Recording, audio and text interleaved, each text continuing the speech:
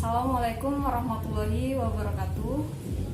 Perkenalkan, nama saya Kiki Ramadanita, NIM 2018143536. Baiklah, saya dari program studi pendidikan guru sekolah dasar Universitas PGRI Palembang. Untuk memenuhi tugas akhir semester mata kuliah perencanaan pembelajaran SD yang diampu oleh dosen Yuniati NPD. Baiklah, di sini saya sudah bersama narasumber kita, Ibu Neti. Kepada Ibu Neti, saya persilakan untuk memperkenalkan dirinya terlebih dahulu. Assalamualaikum warahmatullahi wabarakatuh. Saya yang bernama Ibu Neti Herawati, wali kelas 5 SDN 1 Serinanti, Kecamatan Pedamaran. Baiklah, sini langsung saja untuk pertanyaan yang pertama pada Ibu Neti. Menurut Ibu, selaku wali kelas, mengapa dalam menyusun perangkat pembelajaran harus memperhatikan kalender akademik? Karena kalender pendidikan menjadi acuan untuk merencanakan seluruh kegiatan pembelajaran ataupun kalender akademik bagi guru digunakan untuk pedoman dalam penyusunan program tahunan, program semester, RPP, dan silabus. Soal selanjutnya, menurut Ibu, apakah perencanaan program semester sangat penting untuk menunjang pembelajaran? Ya, sangat penting. Dan apa saja manfaat yang akan didapat dari program semester tersebut? Bisa mempermudah tugas kami saat mengadakan pembelajaran selama 1 semester. Dan kedua, mengarahkan kegiatan untuk mencapai tujuan pembelajaran yang telah diprogram. Dan ketiga, menjadi pedoman kami sebagai guru dalam bekerja dan mengajar. Soal selanjutnya, selaku wali kelas, bisakah Ibu menjelaskan langkah apa saja yang dapat dilakukan guru untuk membuat program tahunan? Langkah tersebut adalah menganalisis kalender pendidikan dan menyesuaikan kebutuhan berdasarkan ciri atau karakter untuk satuan pendidikan. Yang kedua, memperhatikan minggu efektif guna menyusun alokasi waktu setiap kompetensi dasar. Alokasi waktu itu disediakan harus sesuai dengan ruang lingkup materi. Apakah ada kendala yang biasa Ibu alami ketika proses pembuatan perencanaan program tahunan? Tidak ada kendala, asalkan berpacu pada langkah-langkah pembuatan prota. Untuk soal selanjutnya, menurut Ibu, dalam membuat atau mengembangkan silabus, hal apa saja yang harus diperhatikan ketika pembuatan silabus tersebut, khususnya di masa pandemik sekarang ini, seperti belajar online? Dalam pembuatan silabus, kami sudah disediakan di sekolah masing-masing. Dan untuk pengembangannya, kami menyesuaikan dengan kondisi pandemi sekarang ini. Soal yang selanjutnya, apakah Ibu selalu mempersiapkan RPP sebelum mengajar?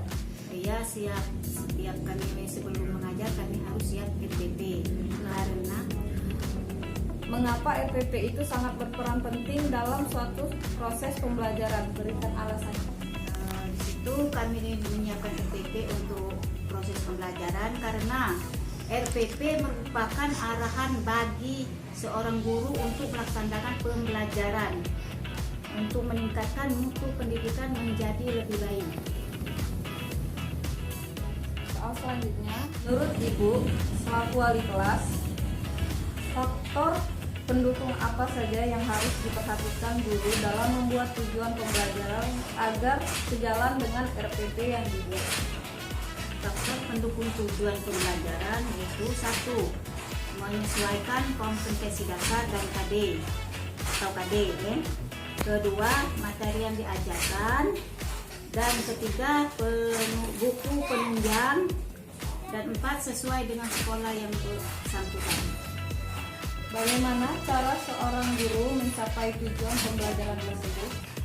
Caranya 1, acuan kepada siswa, menganalisis karakter peserta didik. 2, dengan begitu akan membantu memilih strategi dalam sumber daya dan meningkatkan hasil belajar. Dan ketiga, memberikan motivasi kepada siswa. Soal selanjutnya, menurut Ibu, seberapa pentingkah pemilihan atau penggunaan pendekatan metode model pembelajaran di SD? Ya, itu sangat penting karena siswa dengan materi sesuai materi yang disampaikan. Untuk pendekatan metode dan model apa yang Ibu gunakan kepada peserta didik dalam pembelajaran daring saat ini? Sekarang ini masalah pendekatan, kami menggunakan pendekatan konstekstual, dan metode yang kami gunakan metode daring dengan memanfaatkan fasilitas di lingkungan rumah atau di lingkungan anak yang tersebut. Bahan ajar seperti apa yang Ibu siapkan untuk mengajar pada saat ini selama proses pembelajaran online?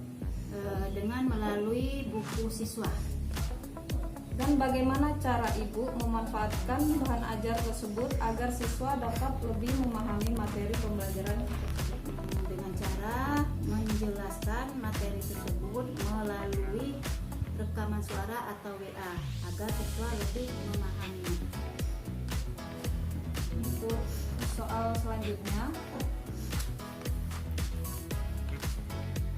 bisakah Ibu jelaskan mengapa setiap membuat soal harus sesuai dengan indikator dan tujuan pembelajaran?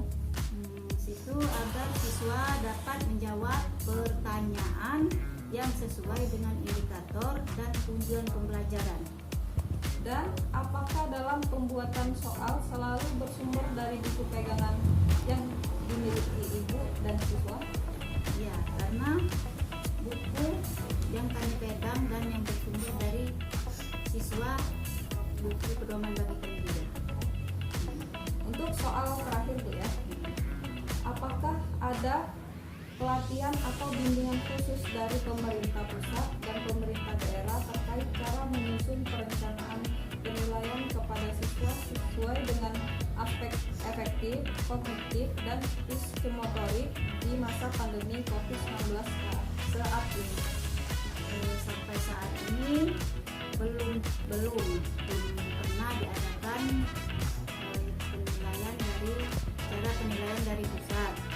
Cuma yang ada terkait dalam sekolah yang bersangkutan. Jadi belum ada Bu ya pelatihan dari pemerintah ataupun pemerintah pusat dan daerah? Belum ada. Kesimpulan dari wawancara tadi, yakni suatu perencanaan pembelajaran sangat perlu dilakukan oleh guru, seperti perangkat pembelajaran prota, prosem, RPP, dan silabus. Semuanya ini adalah perangkat pembelajaran yang harus dipersiapkan sebelum proses belajar, agar tujuan pelaksanaan pembelajaran berjalan dengan efektif dan efisien. Sekianlah video dari saya, semoga video ini dapat bermanfaat untuk kita semua. Dan terima kasih kepada Ibu Neti yang selalu sudah berpartisipasi dalam video wawancara ini. Sama-sama, semoga berhasil dalam menempuh pelajaran yang akan datang. Amin. Baiklah, dengan ini kami akhiri. Wassalamualaikum warahmatullahi wabarakatuh.